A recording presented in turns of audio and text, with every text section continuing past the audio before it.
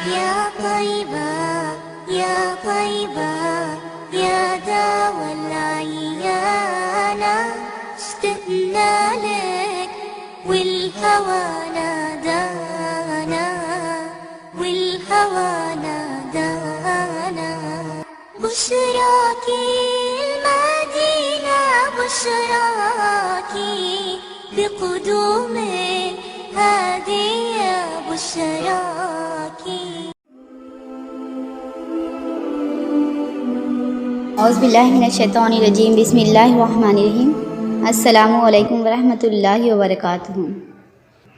پیارے بچوں، آج سیرت النبی صلی اللہ علیہ وسلم کا ہمارا 5واں دن ہے.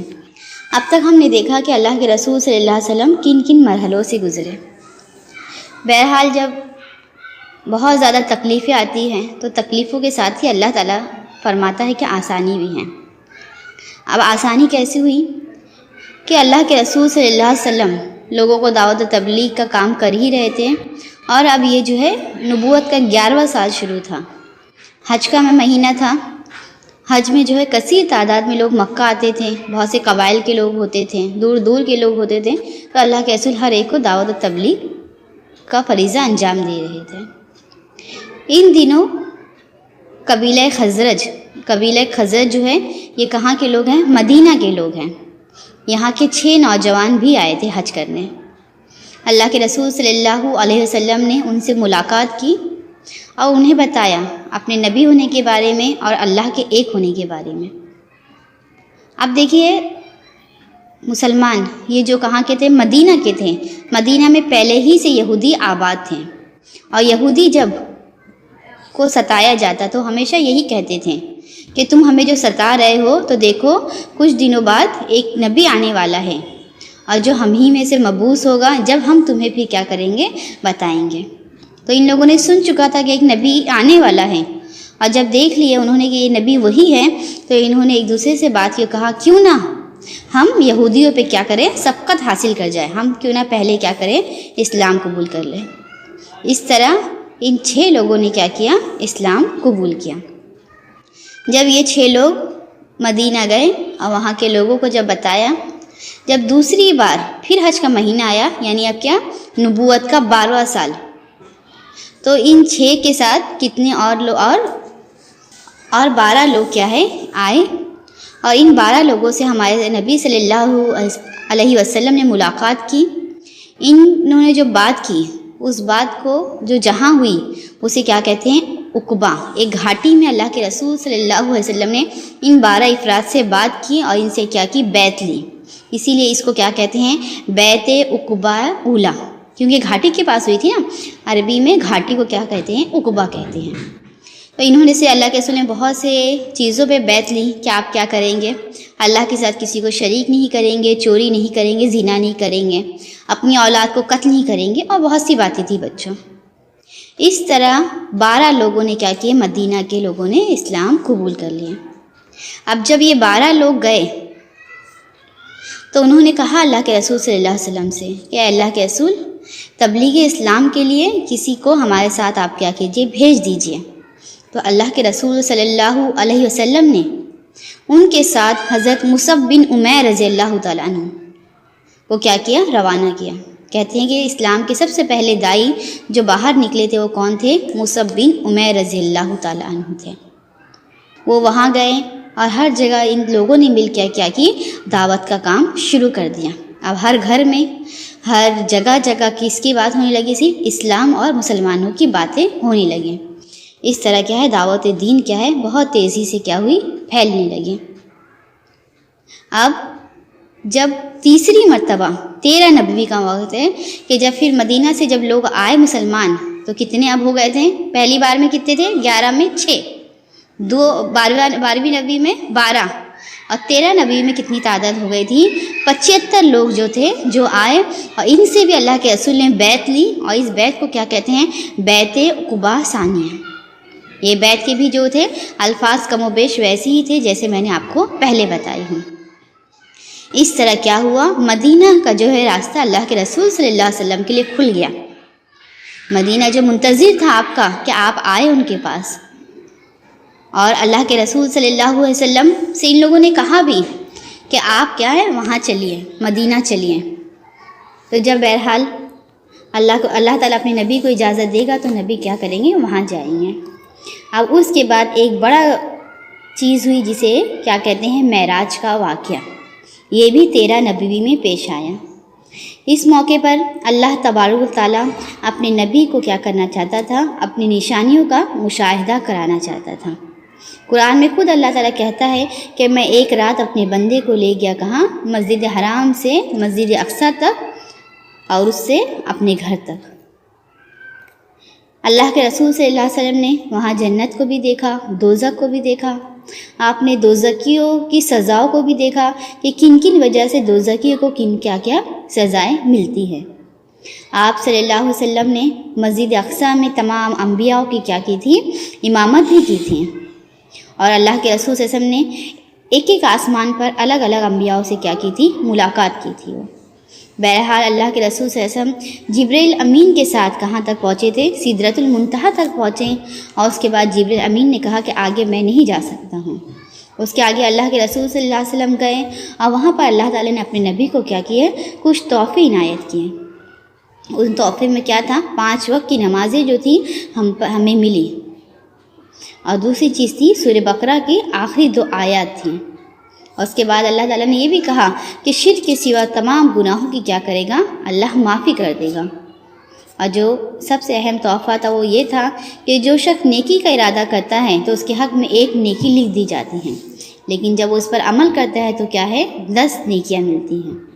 اسی طرح جو برائی کا ارادہ کرتا ہے تو اللہ اتنا رحمان ہے کہ اس کے لیے اس وقت تک برائی نہیں لکھنے دیتا جب تک کہ وہ اس پر عمل نہ کرے، لیکن جب وہ عمل کر دیتا ہے تو برائی کے بدلے کتنا گناہ، صرف 1 ہی برائی ملتی ہے۔ اس طرح معراج کا واقعہ پیش آیا۔ معراج کے آنے کے بعد جب اللہ کے رسول صلی اللہ علیہ وسلم نے لوگوں کو بتایا کہ میں یہاں سے مسجد اقصیٰ تک گیا تھا اور ایسے ایسے وہاں کے حالات تھے، تو لوگوں نے آپ کا کیا کیا، مذاق اڑایا۔ قریش کے کچھ لوگوں نے ابو بکر رضی اللہ تعالیٰ عنہ کو جا کے کہا، دیکھو آپ کا صاحب کتنا جھوٹا ہے، کیسے جھوٹ کہتا ہے کہ 1 ہی منٹ میں 1 ہی رات وہ کہاں سے کہاں کا سفر طے کر کے آیا۔ جب ابو بکر صدیق رضی اللہ تعالیٰ عنہ نے پوچھا کہ اللہ کے رسول آپ نے ایسا کہا ہے، تو اللہ کے رسول نے کہا ہاں۔ تو ابو بکر صدیق رضی اللہ تعالیٰ عنہ نے آپ کی بات کی کیا کی، تصدیق کی، آپ کو کہا کہ میرے نبی جھوٹ نہیں کہتے ہیں۔ اس وقت ہمارے پیارے نبی صلی اللہ علیہ وسلم بہت خوش ہوئے ابو بکر سے، اور انہیں کیا کہا، یہ تو صدیق ہے، یعنی کیا ہے، سچ بولنے والا ہے اور سچ کی تصدیق کرنے والا ہے وہ۔ اب اللہ تعالیٰ نے اجازت دے دی کہ مسلمان جو بہت ستائے جا رہے تھے وہ کہاں ہجرت کر جائے، مدینہ کی طرف۔ اللہ کے رسول صلی اللہ علیہ وسلم نے اپنے صحابہ کرام کو مدینہ کی طرف ہجرت کا حکم دیا۔ تو پیارے بچوں، جس نے سب سے پہلے مدینہ کی طرف ہجرت کی تھی وہ کون سے صحابی تھے؟ حضرت ابو سلمہ رضی اللہ تعالیٰ عنہ تھے، جنہوں نے سب سے پہلے کہاں گئے، مدینہ کی طرف گئے۔ پیارے بچوں، میں نے پہلے ہی بتایا ہجرت کسے کہتے ہیں کہ اللہ کے دین کو قائم رکھنے کے لیے ایک جگہ سے دوسری جگہ جانا۔ یہاں پر دین پہ قائم رہنا مشکل ہو رہا تھا، اسی لیے لوگوں نے مکہ جو کہ ان کی سرزمین تھی، جن سے انہیں محبت تھی، اس کو چھوڑ کے صرف اپنے دین کو بچانے کے لیے اب کہاں جا رہے تھے، مدینہ کی طرف جا رہے تھے۔ اب پیارے بچوں دیکھو، قریش کے لوگوں کو یہ بھی برداشت نہیں ہو رہا تھا کہ یہ لوگ اپنا سامان، اپنا گھر سب چھوڑ کے جا رہے ہیں۔ اب ان لوگوں کو یہ پریشانی ہو رہی تھی کہ اتنے سارے جو مدینہ چلے جائیں گے تو یہ واپس ایک طاقت اور ایک کیا بن جائے گی، ایک قوت بن جائے گی، اور اس طاقت اور قوت کو ان کو کیا کرنا تھا، روکنا تھا۔ تو انہوں نے کیا سوچا، کیوں نہ ہم ان کے سردار کو ہی کیا کریں، ختم کریں، تاکہ یہ طاقت اور قوت کیا ہو جائے، ختم ہو جائے، نعوذ باللہ۔ اب ان لوگوں نے ہمارے پیارے نبی صلی اللہ علیہ وسلم کی جان لینے کی تدبیر کر دی۔ پیارے بچوں، ہم کسی چیز کی تدبیر کرتے ہیں، لیکن ہم سے سب سے بہترین تدبیر کرنے والا کون ہے؟ جس نے ہمیں پیدا کیا ہے۔ ان لوگوں نے پوری پلاننگ کر لی کہ کیسے اللہ کے رسول کو ختم کریں گے، اور کسی پہ نام بھی نہ آئے، تو انہوں نے ہر ایک خاندان کا ایک ایک فرد لیا۔ اس طرح کتنے فرد ہو گئے؟ 11 فرد ہو گئے۔ 11 فرد آئے اور اللہ کے رسول صلی اللہ علیہ وسلم نے کہا کہ جب صبح سویرے اٹھیں گے ہم انہیں کیا کر دیں گے، ختم کر دیں گے۔ اور اتنے سارے قبیلوں والے لوگ ہوں گے تو کس سے لوگ بدلہ لیں گے؟ یہ ان کی تدبیر تھی، یہ ان کی پلاننگ تھی۔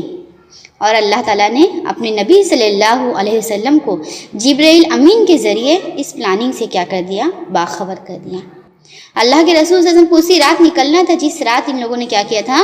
پورے گھر کے دروازوں کو گھیر کے بیٹھے ہوئے تھے۔ یہ کہ ہمارے نبی بھی وہاں پر ہچکچائے نہیں، ہمت نہیں ہاری، بلکہ آپ دیکھیے کتنے باہمت تھے۔ انہوں نے حضرت علی رضی اللہ تعالیٰ عنہ کہا کہ اے علی آج کی رات تو میرے بستر پہ سو جانا۔ اور کیوں اللہ علی کو حکم دیا کہ تم رک جانا؟ کیونکہ ہمارے نبی صلی اللہ علیہ وسلم کے پاس لوگوں کی امانتیں تھیں، اور علی رضی اللہ عنہ نے بتایا کہ یہ فلاں فلاں کی امانت ہے، تم انہیں لوٹا دینا۔ سوچئے ان حالات میں بھی جو ان کی جان کے در پر ہے، لیکن یہ کتنا بڑا امانت کا پاسباں ہے کہ جو ان کی جان لینے والا ہے، لیکن ان کو فکر کیا تھی کہ ان کی امانتوں کو ان کے سپرد کر دوں، اور انہوں نے حضرت علی رضی اللہ تعالیٰ عنہ کو اپنے بستر پر سلا دیا۔ اور یہاں پر اللہ کی مدد آئی، ہمارے پیارے نبی صلی اللہ علیہ وسلم ان کے درمیان سے نکل گئے۔ ان کے کیا کچھ روایتوں میں آتا ہے کہ سورہ یاسین کی تلاوت کرتے ہوئے مٹھی بھر مٹی لی اور ان کے سروں پہ پھینکتے ہوئے نکل گئے۔ ان کی آنکھیں چندیا گئی، ان کے سامنے سے نکل گئے، لیکن وہ کیا کرے؟ ہمارے نبی کو نہیں دیکھ سکے۔ میری بہنوں، اللہ تعالیٰ ہر جگہ اپنے بندی کی کیا ہے؟ مدد کرنے کے لیے موجود ہیں۔ پیارے بچوں سے ہمیں کوشش کرنی ہے، مدد تو ہماری کون کرتا ہے؟ ہمارا رب کرتا ہے۔ اس طرح ہمارے نبی صلی اللہ علیہ وسلم وہاں سے روانہ ہوئے، وہ ابو بکر صدیق رضی اللہ تعالیٰ عنہ کے پاس گئے، اور یہ دونوں نے مل کر کیا کی؟ مکہ چھوڑ کر مدینہ کی طرف نکل پڑے۔ پیارے بچوں، وہ وقت ہمارے نبی صلی اللہ علیہ وسلم کے لیے بہت زیادہ نازک وقت تھا۔ آپ کا دل جو ہے بہت زیادہ غم سے لبریز تھا، آپ کی آنکھیں میں بار بار آنسو آ رہے تھے کہ یہ مکہ جس سے میں بہت محبت کرتا ہوں، یہاں پر میرے رب کا گھر ہے، خانہ کعبہ ہے، لیکن یہاں کے لوگ کیا ہے؟ مجھے یہاں پر رہنے نہیں دیتے ہیں۔ اللہ کے رسول صلی اللہ علیہ وسلم روتے ہوئے وہاں سے کیا ہوئے؟ روانہ ہو گئے۔ اب ہمارے نبی صلی اللہ علیہ وسلم مکہ سے نکلے۔ ان لوگوں کو ان لوگوں نے جب دیکھا کہ وہاں پر اللہ کے رسول موجود نہیں، حضرت علی ہیں، تو فوراً ان لوگوں نے کیا کیا؟ اللہ کے رسول صلی اللہ علیہ وسلم کے پیچھے ہرکارے دوڑائے۔ اللہ کے رسول صلی اللہ علیہ وسلم اور حضرت ابوبکر صدیق رضی اللہ تعالیٰ عنہ نے ایک غار میں پناہ لی جس کا نام ہے غار سور۔ پیارے بچوں، غار سور کے بارے میں ہمارے ابوبکر صدیق کا رضی اللہ تعالیٰ کو بہت مشہور واقعہ ہے کہ جب دونوں تھک گئے تھے تو انہوں نے ہمارے نبی سے کیا کہا کہ آپ رکیے باہر، میں اندر جا کے دیکھتا ہوں، غار کو صاف کرتا ہوں۔ انہوں نے اپنی چادر سے غار کو صاف کیا۔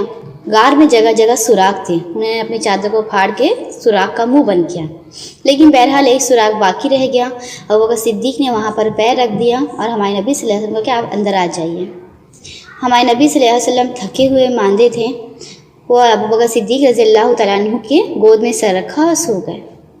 پیارے بچوں، جس غار پر ابوبکر صدیق رضی اللہ تعالیٰ عنہ نے پیر رکھا، جس سوراخ پر انہوں نے پیر رکھا تھا، اس سوراخ میں کیا تھا؟ ایک سانپ تھا، اور اس سانپ نے ابوبکر رضی اللہ تعالیٰ عنہ کے پیر میں کیا کیا؟ ڈس لیا، کاٹ لیا۔ پیارے بچوں سوچیے، جب چھوٹی سی مونگی ہمیں کاٹ لیتی تو کتنی تکلیف ہوتی ہے، ایک سانپ نے جب کاٹا ہے تو ان کو کتنی تکلیف ہوگی، لیکن پھر بھی تکلیف ہو رہی تھی، لیکن وہ اپنے پیر کو نہیں ہلا رہے تھے بچوں۔ کیوں؟ کیونکہ اگر میں پیر ہلاؤں گا تو میرے پیارے نبی صلی اللہ علیہ وسلم کی آنکھ کھل جائے گی۔ لیکن بہرحال انسانی ہے، تکلیف جب بڑھنے لگی تو جب تکلیف بڑھتی تو کیا ہوتا ہے؟ آنکھوں سے آنسو بہتے ہیں، آنکھوں سے آنسو بہنے لگے، اور آنکھوں کا آنسو کہاں گرا؟ ہمارے پیارے نبی صلی اللہ علیہ وسلم کے چہرے اقدس پہ گرا، اور اسے ہمارے نبی کی آنکھ کھل گئی۔ پیارے بچوں، ہمارے نبی صلی اللہ علیہ وسلم سے پوچھا کہ کیا ہوا ابو بکر؟ تو انہوں نے اپنے پیر کی طرف اشارہ کیا۔ جب پیر میں دیکھا تو سانپ کا کٹا ہوا تھا۔ ہمارے نبی نے کیا کیا؟ اپنا تھوک لگایا، جس سے زہر کا اثر کیا ہو گیا؟ ختم ہو گیا۔ آپ سوچئے بچوں کہ ہمارے نبی صلی اللہ علیہ وسلم سے صحابہ کرام کتنی محبت کرتے تھے، ابوبکر صدیق رضی اللہ تعالیٰ عنہ کتنی محبت کرتے تھے کہ تکلیف ہو رہی ہے لیکن پیر ہلانے کو کیا پسند نہیں کیا۔ اللہ تعالیٰ کہتا ہے نا کہ ہمیں سب سے زیادہ محبت کرنا ہے تو اللہ کے بعد سب سے زیادہ کس سے کرنا ہے؟ ہمارے پیارے نبی صلی اللہ علیہ وسلم سے کرنا ہے۔ تو پیارے بچوں، محبت میں کیا ہونا چاہیے؟ ہمارا ہر عمل کیسا ہونا چاہیے؟ ہمارے پیارے نبی صلی اللہ علیہ وسلم کا ہونا چاہیے۔ آپ بھی ایسی کریں گے نا کہ ہر عمل کیسا کریں گے؟ جیسے کہ ہمارے پیارے نبی صلی اللہ علیہ وسلم نے سکھایا۔ چلیے پھر ہم اپنے نبی پہ درود بھیجیں۔ اللہم صلی علی محمد وعلی آل محمد کما صلیت علی ابراہیم وعلی آل ابراہیم انک حمید المجید۔ اللہم بارک علی محمد وعلی آل محمد کما بارکت علی ابراہیم وعلی آل ابراہیم انک حمید المجید۔ انشاءاللہ تعالیٰ پھر کل ہماری ملاقات ہوگی۔ السلام علیکم ورحمۃ اللہ وبرکاتہ۔